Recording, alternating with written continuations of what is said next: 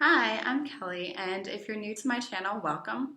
This video is part of a series I've been creating about my experience with keratoconus and its treatment options.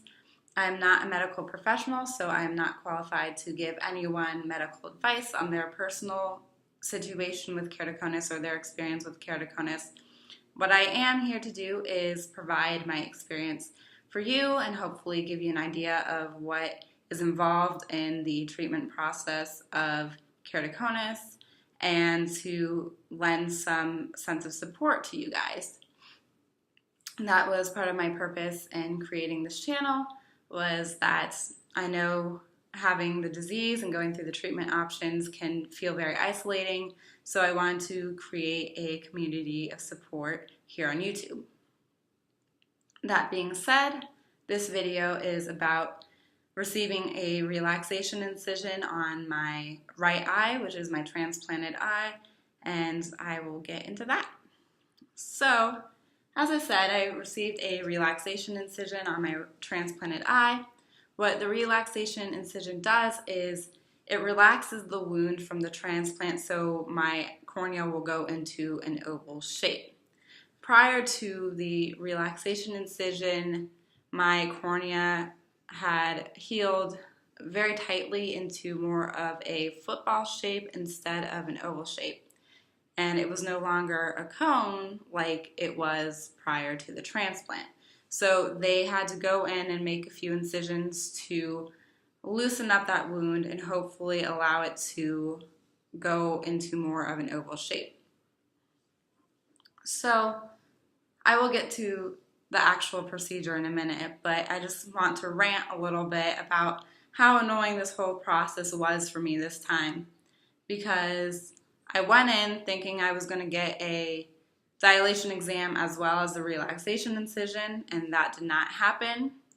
I had to sit in 3 different waiting rooms for probably a total of an hour and a half. No, more than that, probably like 3.5 hours, sorry. So we waited there for probably 3.5 hours, and the reason why we came in so early was because we thought I was going to be getting a dilation exam, which again, never happened. The purpose of getting the dilation exam was to make sure everything was in order for getting cross-linking on my left eye. And just for your information, you have to get a dilation exam within 3 months of getting cross-linking. So I waited in the waiting room for 3.5 hours, and I'm not trying to sound very ageist or anything when I say this, but the waiting room at the eye doctor is my personal hell. It is full of people who are much older than me, and I feel like that it makes it kind of like not relatable, and the music is just classical music, and this time I didn't bring in my cell phone, so I had really nothing to entertain me for 3.5 hours. That being said, let's get on to the procedure. So the procedure only took about 5 minutes after waiting 3.5 hours, but they took me back into the kind of surgical area, and they put numbing drops in my eye and cleaned my eyelid, put a hairnet on me, and the typical procedure like it was for the corneal transplant.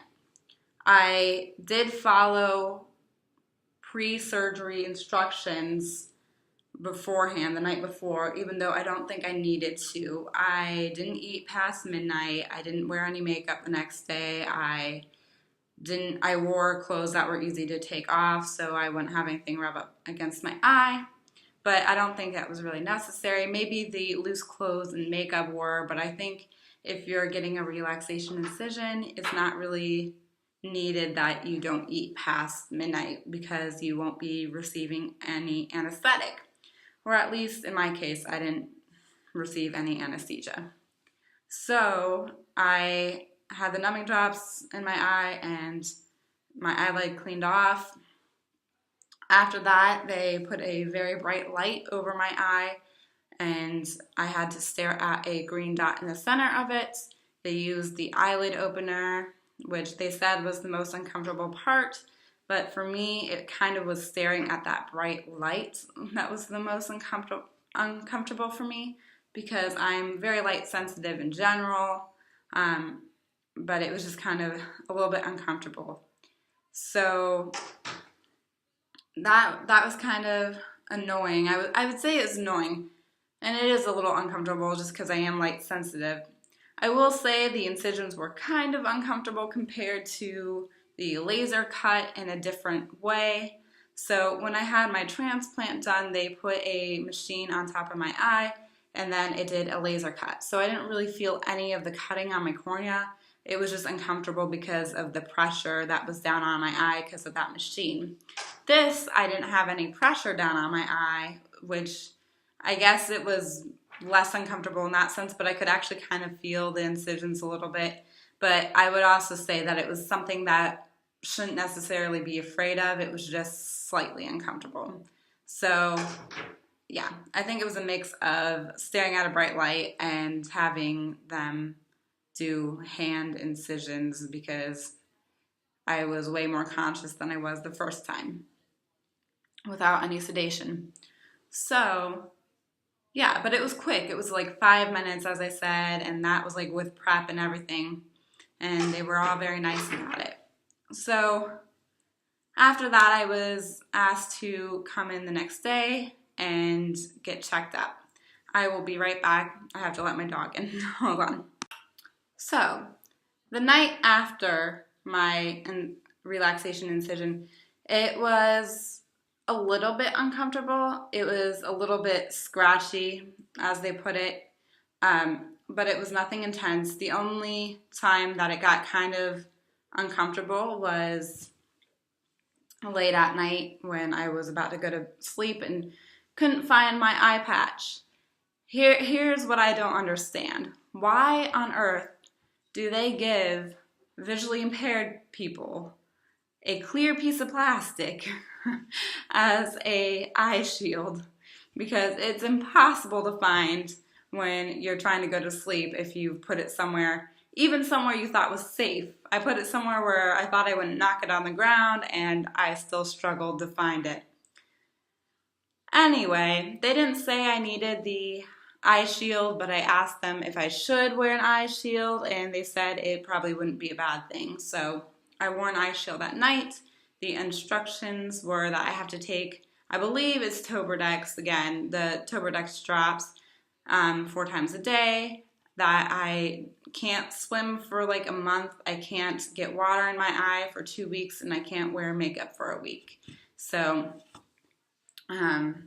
just like the transplant, that all follows the same protocol.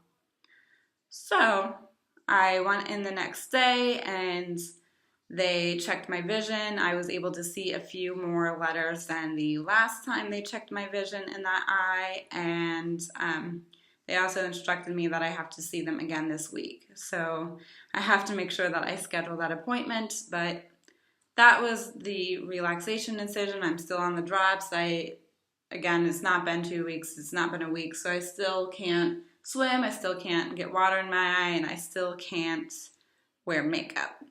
So what I did for a shower is I took my eye shield, I put some Kleenex inside of it and taped it to my eye so I could shower and avoid getting water in my eye. So, a couple housekeeping notes, just things that don't necessarily apply to the relaxation incision but might be of interest to you is, first of all, I've been suggesting scleral lenses. Here's the deal with that. I was talking to one of you. I don't want to mention your name because I didn't ask your permission to. So I was talking to one of you about scleral lenses and how they were more comfortable than rigid gas permeable lenses. The issue is I didn't pay for my scleral lenses, and also I didn't see the insurance bill for it. So scleral lenses can run up to $4,000 per eye without insurance. I don't want to continue to promote something that I know a lot of people probably can't afford. So I am unsure of how much they were with insurance. I know it was not that full amount, clearly, but I just wanted to let you know that they are expensive. They are very comfortable compared to RGP lenses, but I don't want to suggest getting something that's, as expensive as it is. I would say that for anyone, check with your optometrist or ophthalmologist about what options are good for you, because rigid gas permeable lenses work for some people and don't for others. Same with hybrid lenses and all the other options. It varies from person to person, so just beware of that. Second of all, I'm probably not going to get cross-linking at the moment.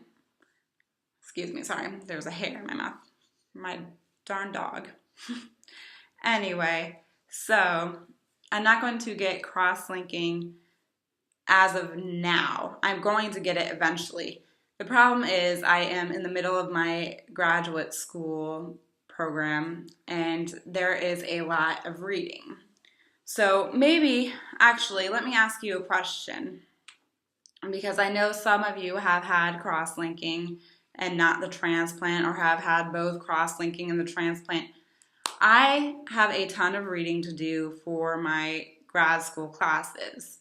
I don't know how long the hazing in my vision is supposed to last after cross-linking. If it lasts 2 weeks like they say it is, and I'm unable to read, then I won't be able to complete my schoolwork. So I don't know if I should wait until Christmas break or if I am able to get it done while I'm still working on schoolwork.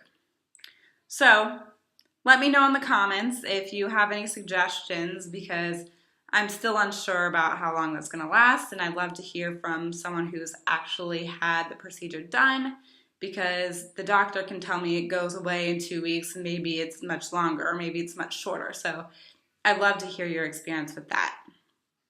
So yeah, I think that's about all. I will update you about when I will be getting cross-linking, and again, give you the information for that.